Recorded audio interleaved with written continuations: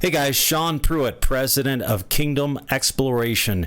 Putin is making a move for the Middle East. I've been saying this for months. I wouldn't be surprised if Russia came in the Middle East and started getting his hooks deeper into the country because he's after the oil. And so he's being interviewed right now by RT. This is on the 13th. And then the next day he moves into the Middle East to meet up with the Prince of Saudi Arabia. Let's listen to what he has to say. The countries of the region do have some contradictions, and you have just mentioned them. There is disagreement between Iran and Israel, Iran and the US. I believe that attempts must be made to settle those disagreements, to seek a way out of the complicated situations that we observe today. However, if we agree that there are contradictions between regional powers and Iran, then who can take up the role of an arbitrator? Who can take up the role of an arbitrator? He's focusing on the complexity of the relationships. He's focusing on how it's a mess, and he is basically setting himself up to be the arbitrator, to be the protection. See, the thing you have to understand is that we've had a relationship with Saudi Arabia for years. We were the military muscle that protected Saudi Arabia. We made agreement, the Bretton Woods Agreement. We made an agreement that if Saudi Arabia would sell their oil in U.S. currency, we would protect their oil assets, their oil fields.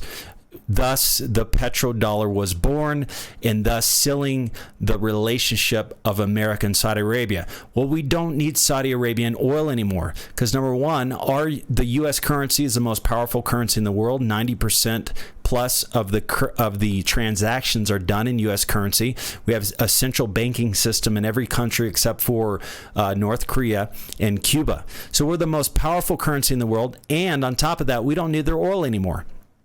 When they could cut us off from oil at any time, but now it doesn't even matter. So we don't need their oil. So Putin, so Saudi Arabia is forced to do business with Russia. I said this months ago. I could see this happening. And so Russia's taking full advantage of the situation, knowing that Saudi Arabia needs help. They need protection. And the Middle East is in turmoil, and he's taking advantage of the fact that America has left a massive vacuum in the country, opening up more doors of opportunity for him. Let's continue to listen. And decide whether Iran complies with the JCPOA or not. First and foremost, an arbitrator should be impartial, right? Second, an arbitrator should be professional. Third, an arbitrator should be me. I'm the perfect man for the job because we need an impartial man that could handle this problem in the Middle East. Putin, we know that you want the oil. We know that your focus is power. We know how you made your money. Anyways, I'm going to continue. It should be someone respected by the international community. We have such an arbitrator, the IAEA, the International Atomic Energy Agency. And the IAEA has publicly, without any hesitation, said that Iran fully complies with all its obligations. What we're seeing is not quite productive. In other words, hey, let's not let America dictate anything in this country, and let's focus on an administration that respects moi. Look, he's setting up a front with Assad in between Turkey and Syria. And so people are worshiping Assad right now because they're the new savior in town. And so with America pulling out, it's only opened up more doors for Russia. Let's, if you watch here. And so this RT interview was set up for one reason. Okay, Russia set up this media campaign with RT to try to make himself look good. Bottom line, I mean, it's no different than a politician going in before he goes into a city. He goes on the local news networks to try to get people to side with him. So he's just trying to schmooze everyone in the Middle East because they all listen to RT, and he's preparing before he goes to meet up with the Prince of Saudi Arabia. So this was recorded on the 13th, and so he goes into Saudi Arabia on the 14th. And which is right here, TRT World reports it. Let's listen in. It seems like a moment of opportunity for Russia. President Vladimir Putin's trip to the Saudi capital. I mean, even even these guys can see that it's an opportunity for Putin to move in. I mean, they see it. It's obvious. It's obvious to everybody. But let's continue. As tensions with main regional rival Iran grow, especially after this attack last month that took out 50% of Saudi Arabia's oil facilities. The Saudis say it was carried out by armed drones flying in from Yemen. They also say the drones were operated by Iran. The drones were able to breach the US-made Patriot missile air defense shield, and reports say that has left the Saudi leaders fuming. President Putin has been quick to offer a solution. We are ready to provide assistance to Saudi Arabia to protect their country and their people. And look how happy this guy is.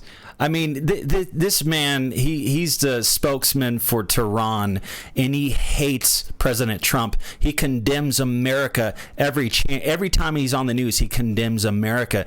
Look at that smile on his face as Putin speaks. I mean, these guys, they are planning something that, and they don't want America involved. Obviously, Iran hates America, but let's continue to listen. And it would be enough for the political leadership of Saudi Arabia to make a wise government decision, as the leaders of Iran did in their time by purchasing S-300, and as President Erdogan did by purchasing the latest S-400 Triumph air defense systems from Russia. With them, they will be able to secure any facilities in Saudi Arabia. It's not the first time Russia... So Russia's trying to sell military equipment, obviously, but you saw three powerful leaders sitting there, and they are coming together. And Russia, the influence of Russia is only going to grow even stronger in the Middle East. And so Russia is trying to become what America was. Okay, is Russia really care about the Middle East and they care about the people of the Middle East, or is he focused on his country to become the most powerful country in the world? You know, some people think that Russia is miscategorized from America lying about him, but I think the truth is he's after the oil. He's not going to waste precious money for his country just to go in there and be a nice guy. He's in it for the oil. He's in it to stabilize his country. He's in it to get a foothold in a country where 30 million barrels of oil, a third of the world's oil output, is being in production. And so it only benefits him to be in this country financially. Believe me, Putin is only interested in making money. I mean, he's one of the richest men in the world, but Forbes doesn't even count him as the richest man in the world because they will not allow anybody on their website to be known as one of the richest men in the world that has gotten their money from corruption. And so let's continue to listen. Russia has made such an offer. Ties between the two sides have grown stronger in recent years. The opportunities ahead will be better than the previous ones. Each time we accomplish something, we come across more opportunities. The Saudi-Russian partnership is a very old and a reliable one. So MBS, this guy here, he's focused on opportunities. You see the excitement in his face, facial expressions, and his voice. He's focused on opportunities. His country is falling apart. Now, the thing that most people don't realize is that Saudi Arabia is going bankrupt. Although they've made trillions of dollars, even though that Saudi Aramco is one of the most profitable companies in the entire world, they spend all their earnings. They spend a lot of money. They don't save money. Okay. And so right now, if oil prices don't go up to $80 a barrel, that's the only way they could break even this year for their budget is for oil prices to be $80 a barrel. Okay. And so they are desperate to raise capital for the Saudi Aramco stock, and they're not able to get it done. So of course he's looking for new opportunities because he knows he doesn't have the America anymore. He needs protection, and he also wants to connect with somebody like Putin to get the deal done. Putin is one of the few people that have the ability to get large business deals done, and that's willing to do business with Saudi Arabia. And it's growing in a good way. But their relationship is moving beyond defense ties. Riyadh has now indicated its willingness to hold a dialogue with Iran and has said it is willing for others to mediate. That's a role Russia has already offered to play. Some analysts say that indicates a decline in trust in the US after it refused to order reprisal strikes on Iran after the drone attacks. If Putin is able to end his trip. So Saudi Arabia lost faith and respect in America quite simply because we're not protecting them anymore. And back to what I was saying earlier, we don't need their oil, and we don't need them to sell. We don't need them to sell their oil in U.S. currency anymore, quite simply because we have the most powerful currency in the world. So we don't need that relationship anymore. And so we pulled out of Middle East to save American lives, and the fact that we don't really need to be there anymore. So here's the thing. Here's what's happening. Russia is moving in, and they're getting deeper. When the Bush administration sent military forces in, American forces in, it was a bloodbath. Oil prices escalated to $150 a barrel. Now here's what you have to understand. If you think the Bush administration was the evil administration, imagine Putin. Imagine what Russia is going to do. They're only getting deeper into this thing. Okay, there's some backroom deals. Russia, Putin, man, he's a very intelligent businessman. Okay, they're probably going to these backroom deals. They're drinking vodka or whatever these Saudi Arabians drink, and they have these beautiful women, and they're whining and dining him, and he's doing the same to them. And these business deals are being closed. Okay, this is a man that is more interested in himself. I mean, he's a narcissist like you wouldn't believe. He is more focused on leaving his country as more successful than the previous administration. Why? For Putin. It's not about the people. It is about Putin. It has always been about Putin. I mean, he stole $250 billion from his government. You can read about that. There's plenty of evidence backing that. And so it's all about Putin. It's all about fast cars. It's all about money. It's all about sex. It's all about drugs. It's all about power. It's all about money and power and greed. And so when you connect Putin with MBS, who's trying to make up for all the bad mistakes he's made and make up for the fact that his country's falling apart, you got world leaders that is focused on power and power alone, and that is a recipe for disaster. And so America, we were the country that we had our agenda. We went in there and made a mess, and so now Trump is like, I'm out of here. And so what's going on here?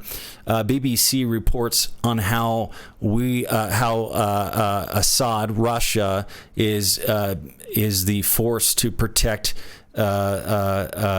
separate the borders between Turkey and Syria. Let's continue to listen. The civil war in Syria looks set to enter a new and even more dangerous phase, with government forces on the move to help Kurdish fighters who are under attack from Turkey. Now, Turkish forces crossed into Syria last week.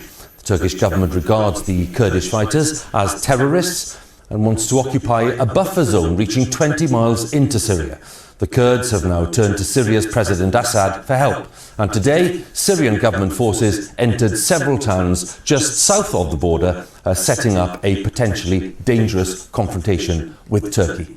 Our international correspondent Oleg Gerin joins us now from the Turkey-Syria border. Well, within the past half an hour or so, President Trump has announced sanctions on Turkey over its offensive in northern Syria. He accused Ankara of threatening peace, stability and security. Now, his critics would say that he set all of this in motion when he withdrew US observers from positions on the border behind me, paving the way for the Turkish invasion. Earlier today, President Erdogan of Turkey said his operation would continue until what he called the ultimate victory was achieved, and his troops are moving towards the border again tonight. In the international community, there is now a growing sense of crisis.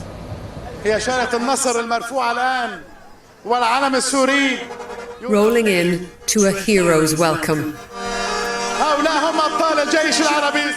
Troops of the Assad regime handed a victory without firing a shot, arriving today in the strategic town of Ain Issa. Look who's back.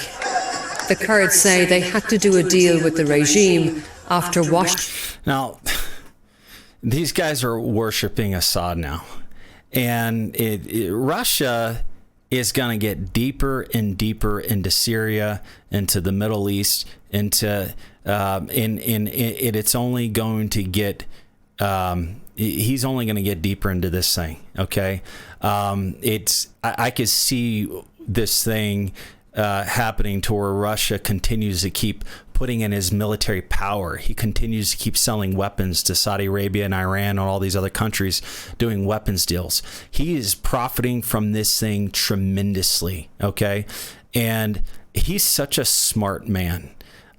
He is moving in, and he's going in deeper into this thing.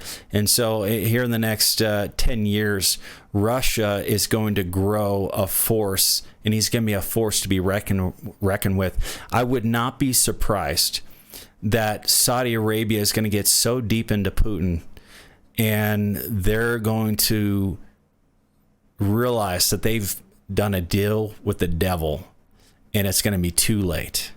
And so, anyways, I don't want to make this video any longer than it should. But anyways, I'm Sean Pruitt, president of Kingdom Exploration. If you like these videos, I plan on doing more. Please subscribe and hit the bell to be notified.